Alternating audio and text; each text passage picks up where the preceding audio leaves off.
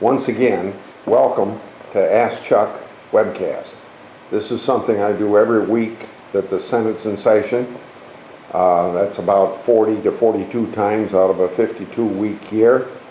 I'm glad to take questions that you have sent in via email or Facebook or Twitter. I thank you very much for participating. I'll now go to two questions that have been sent to me. Questions that I don't handle this way will be answered by mail.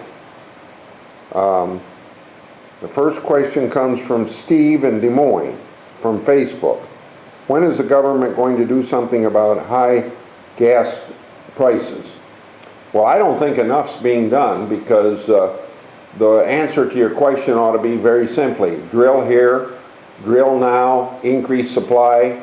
When you increase supply, the price goes down. That's kind of the simple law of economics. I think that for the last year, the government's been doing a lot of things that have sent the signal that we don't want to use our resources here. It's kind of inconceivable to me why we should be wanting to spend $850 million each and every day to import oil when we got resources right here we can use. Well, gasoline has got over $4 to a gallon, so last week I saw that the president kind of reversed action. And he said that we're going to start issuing some permits and doing some drilling here. How fast, he didn't say. And the faster, the better. But the problem is, over the last year, they've taken drilling off of the Gulf of Mexico, off the eastern shore. Something Bush said could be drilled in Alaska. Obama has backed off of doing that. I think now the action last week, he may reopen that up again. But all of this uncertainty does not send a very clear signal to independent wildcatters to go out and find the oil. And so that's what we got to do, is drill here and drill now.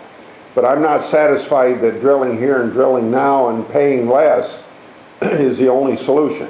I'm an advocate for all sorts of alternative energy, even beyond ethanol, and I'm for conservation and for nuclear. I think those four parts of an energy program is what it takes to be less dependent upon foreign sources of energy. Thank you very much, Steve, for that question. The next question comes from Dean in Mesa City.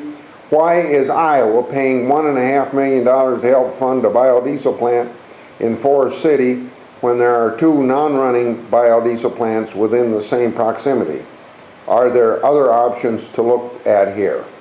Well, I can't tell you why Iowa is spending $1.5 million there, because the state of Iowa is making that decision.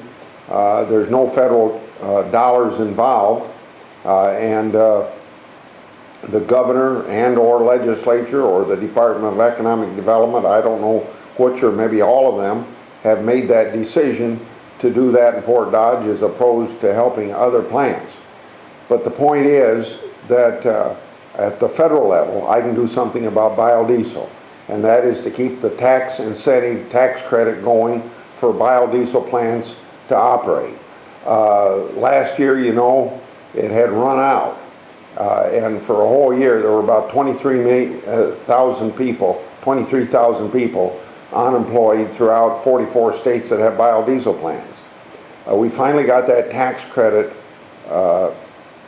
put back in place, and I think now most of those plants are beginning to function once again. We need all sorts of alternative energy. Biodiesel is a very important factor. Ethanol is. Drill here, drill now. Use more of our own petroleum. All of these are necessary for a good energy package. I'm happy to help biodiesel at this end, but I can't answer your question why the governor or other people in state government decided to give that plant $1.5 million help and not any other plants. Before the week's out, we will be voting on some more nominations for the judiciary on the floor of the United States Senate. We'll also be taking up a Senate Democrat bill that will increase taxes on oil and gas companies, which quite frankly, I think if you tax something, you get less of it. We shouldn't be taxing energy companies different than we tax John Deere or any other corporation in America. All corporations ought to be treated the same. Like income ought to be taxed the same way. But they have the idea that oil and gas companies ought to pay more taxes.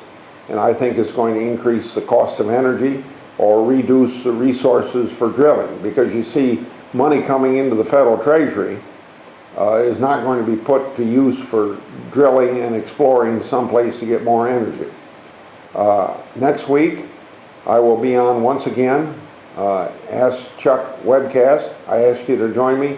Send in your questions at that time by email, Facebook, or Twitter. Thank you.